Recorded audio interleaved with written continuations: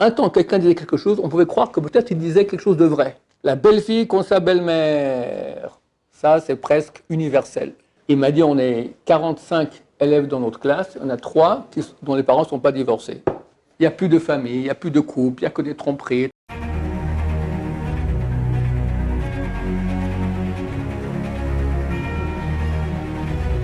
Ce jour dédié pour la Refoua, la guérison complète et rapide de Sarah Bat Shoshana, Bezrat Hashem. Alors la question de Eliel. Il y a marqué dans ce tas, du coup, que des générations avant Mashiach, les enfants, ils allaient être plus grosses qu'avant. Ouais. Alors tu dis que, effectivement, dans le Talmud, c'est dans le traité Sota, la dernière page de ce traité Sota, il y a une braïta. Donc, une braïta, c'est un texte écrit par les Tanaïm, les rabbins du 1er, 2e siècle de l'ère chrétienne. Cette braïta apparaît aussi dans le traité Sanhedrin, qui dit quelques signes qui arriveront avant que Mashiach vienne. Et là-bas, il est écrit, effectivement, comme tu dis, Chutzpah isge. Chutzpah, ça veut dire l'insolence va grandir. Bon, on est en plein là-dedans. Un temps, les éducateurs disaient que chaque génération, ça changeait complètement l'éducation des enfants. Aujourd'hui, ils disent chaque année. Et tu vois que la chutzpah, l'insolence, elle grandit. Un temps, il y avait un intérêt d'être un roi. Un roi, il reçoit beaucoup d'honneur. C'est le roi du pays, il décide et tout son peuple vénère. Aujourd'hui, c'est une blague. D'accord ? Tu veux être la critique de tous les journaux et tous les médias, tous les radios, tous les jours, tout partout dans le monde, devient roi d'un pays, premier ministre, d'accord ? Tu es certain qu'on parle sur toi mal toute la journée. Ça provient de la chutzpah aussi. Alors, on n'est pas contre parce que de toute façon, ces rois, ils sont nuls comme tout. Alors, quand on critique maintenant ce qu'ils font, il n'y a pas de mal à cela, mais ça montre qu'il n'y a plus aujourd'hui la hiérarchie, le kavod, l'honneur qu'on doit donner aux gens qui méritent l'honneur, sans parler des Talmidei Chachamim. Alors, on va lire la braïta. Vous allez voir que beaucoup de choses qui sont marquées ici se réalisent à notre époque. Adi Rabbi Pinchas ben Yair, depuis que le temple a été détruit, les chaverim, les amis ont honte. Les amis, ce sont les Talmidei Chachamim, les gens qui étudient la Torah. Chaverim bnei chorin, les amis et les bnei chorin, les gens libres, ont honte. Verafou rosham, et ils cachent leur tête. Et les gens qui font des bonnes actions se sont appauvris, c'est-à-dire qu'il y en a très très peu. Le Gavrou Balezroa, la mafia, les gens qui viennent te menacer, tout ça, les gens qui agissent par la puce, la force, se sont renforcés. Aujourd'hui, c'est tout le monde. D'accord ? Le pire, c'est le Premier ministre du pays, qui lui-même, il est dirigé par les grandes boîtes financières. C'est eux qui dirigent le monde. Vendoresh Venmevakesh, il n'y a personne qui demande ou qui exige, et il n'y a personne qui demande pour rien faire. Almilanou les Shahen, sur qui on peut compter, Alavim Shubashamayim, sur notre Père qui est dans le ciel. Il n'y a plus de droiture, il n'y a plus de. On va continuer. Rabbi Eliezer Gadol, le grand Rabbi Eliezer dit, Yom Shachar Bet Hamikdash, depuis le moment où le temple a été détruit, dit la même chose. Et il rajoute, Bigvot Meshicha, au talon du Messie, Chuspa Isge, il y aura plus d'insolence, comme on a dit, comme tu as dit. Yoker Yamir, inflation, c'est actuel totalement. Agafen Titen Piria, la vigne va donner son fruit, Bayan Beyoker, mais le vin est cher. C'est pas qu'il y a la pauvreté au niveau, qu'il n'y a pas de récolte, il y a sécheresse. Il y a, Baruch Hashem, il y a des récoltes énormément, etc. Néanmoins, le vin est cher. Le produit, il n'arrive pas au consommateur, il est très cher. C'est exactement ce que nous vivons. Amarut à faire les minutes. La royauté deviendra mine. Mine, ça veut dire non-croyant. C'est ça, de tout temps, la direction du peuple juif était par les grands rabbins. Plus quelqu'un était sage, plus il devenait dirigeant du peuple d'Israël. Et depuis un siècle environ, ça a changé. Un mouvement qui a commencé avec Theodor Herzl en 1895, et ils ont créé un mouvement sioniste athée, anti-Torah, pas athée, anti-Torah, et ils ont grandi. Ils ont créé un État, ils ont mis à la tête, d'accord, des gens qui sont battus pour qu'il n'y ait pas de Torah dans le peuple d'Israël. J'ai envie de dire des vrais criminels, mais allez, je vous dis des vrais criminels, en passant déjà. Il y a beaucoup de choses à dire, mais une chose je veux dire quand même, d'accord? On a eu des guerres, beaucoup de guerres en Israël. La pire, c'est la guerre de Kippour qui a fait 2222 morts.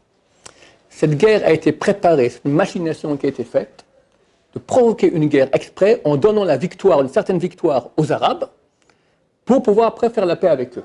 Anwar el-Sadat a dit « je vais faire la paix avec Israël ». Mais moi j'étais vaincu durant la guerre des 6 jours. Nasser, d'accord, le président d'Égypte qui avait auparavant, après Anwar el-Sadat l'a remplacé, il dit « je vais faire la paix » avec Kissinger à l'époque. Il a dit « alors ok, on a parlé avec la direction israélienne, on dit « on va faire, vous allez libérer, déminer, enlever les soldats du canal de Suez, et comme ça les Égyptiens vont conquérir, ils vont passer de l'autre côté du canal, prendre quelques kilomètres, et après on arrête la guerre, et là on peut faire une paix à égalité ». Comme ça, ils ont fait les Israéliens, sans dire à personne, évidemment. Personne n'a compris. Parce que quand on regarde ce qui s'est passé, les gens racontaient. Ils étaient au bord du canal de Suez. Quand on leur dit de rentrer à la maison, on a laissé quelques soldats, on a enlevé toutes les mines. Du coup, des millions de soldats qui montent comme ça sur le truc. Évidemment, beaucoup de morts des Juifs qui étaient là-bas. Et évidemment, les Égyptiens ne se sont pas arrêtés, ils ont continué. Arik Sharon, qui était dirigeant d'une Ougda, pas un bataillon, je ne sais pas comment c'est, une grande partie de l'armée là-bas, se bat. Et il fait une percée, et on lui ordonne, le chef de l'armée lui dit « arrête-toi, arrête-toi ». Et il lui dit « mais pourquoi je m'arrête? Je peux avancer, je fais la percée. Tu t'arrêtes ». Et il m'a dit « mais ça reste Kouda, je refuse les ordres. C'est très grave de faire une chose pareille. Je refuse les ordres. » Et il avance. Il fait une percée, et il rentre de l'autre côté du canal de Suez, en Égypte. Il fait 101 km, et il coupe la troisième armée égyptienne qui était rentrée, l'armée égyptienne qui était rentrée chez nous, dans le Sinaï, il la coupe et commence à crever de faim et de soif. D'accord? C'est le grand héros de la guerre. Évidemment, on ne peut rien faire contre lui après qu'il a refusé les ordres, mais il a réussi. On peut pas lui dire tu vas en prison pour ça. Pourquoi on lui a dit d'arrêter? Continue, parce qu'on ne voulait pas qu'on gagne. Et c'est une machination, entre autres, j'ai des choses à vous dire terribles, mais je ne veux pas qu'après c'est repris par nos ennemis contre Israël. Donc je ne peux pas parler. J'avais posé la question à des cantors, ils m'ont dit oui, vas-y. Après, je dis mais il y a un risque que ça soit repris par les goïms. Ok. Tu ne dis rien. Il faut comprendre que donc il y a ici un mouvement anti-juif qui a été créé, anti-Torah, en tout cas, donc c'est anti-juif, et c'est nouveau. Durant toute l'histoire juive, on avait, presque toute l'histoire juive, en tout cas durant tout l'exil, les dirigeants du peuple d'Israël étaient les grands rabbins à grande barbe. D'accord? Et ça a changé. Tout à coup, on te met des pantalons courts, un kovatembe, ils appellent ça un chapeau idiot, d'accord? C'est comme ça s'appelle en hébreu. Et on crée un nouveau type de juif. C'est écrit ici. Donc la malchoute, la royauté, deviendra min. Min, ça veut dire incroyante. Betaval et les znout. Le comité deviendra débauche sexuelle. Aujourd'hui, il y a tout ce que tu veux ici. À Galil et Kharev, le Galil sera détruit. Ça, d'un côté aujourd'hui, il faut savoir qu'il y a beaucoup plus d'Arabes dans le Galil que de Juifs. Est-ce qu'il est détruit? Il n'est pas détruit, mais ça se peut que c'est une chose qui va arriver. Parce que s'il y a une guerre avec Hezbollah, donc le Liban, qui ont 150 000 missiles, le Galil, il est mort. D'accord? Le Galil, donc c'est eux qui sont en frontière avec le Liban. À Dieu ne plaise, il peut être détruit.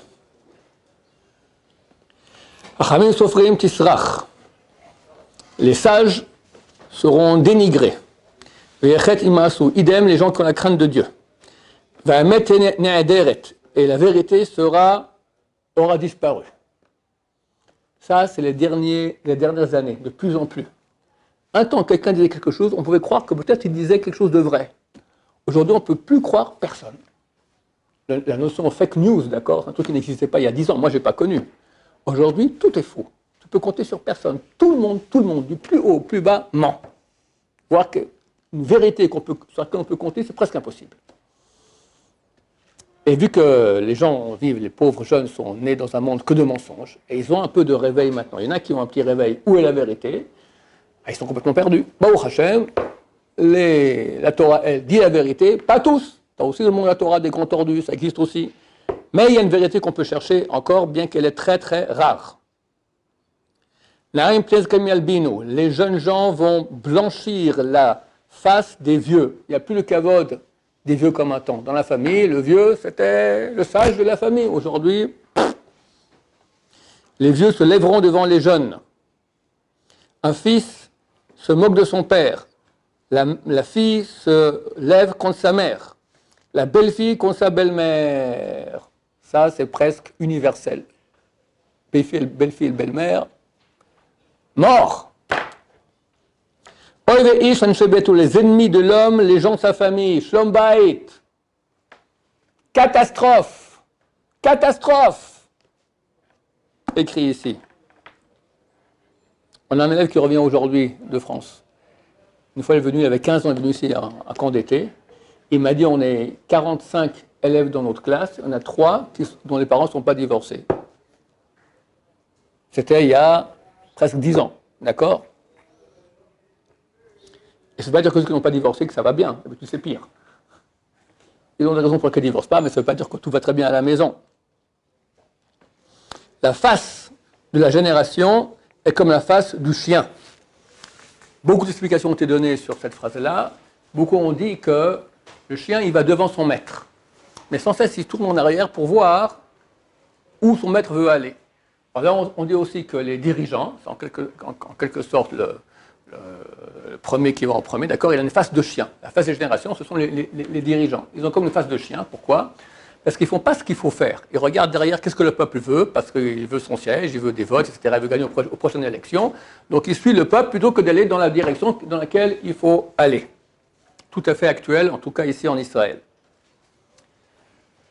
Le fils n'a pas honte de son père, et sur qui on peut compter, si ce n'est sur notre Père qui est dans le ciel.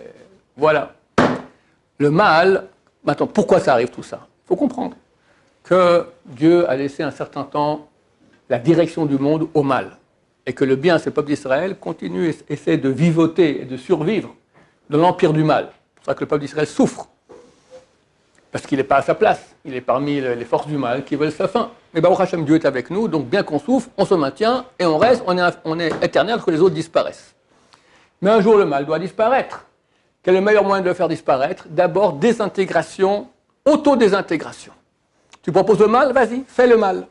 Ils font le mal, le mensonge, comme on avait dit auparavant, la débauche sexuelle.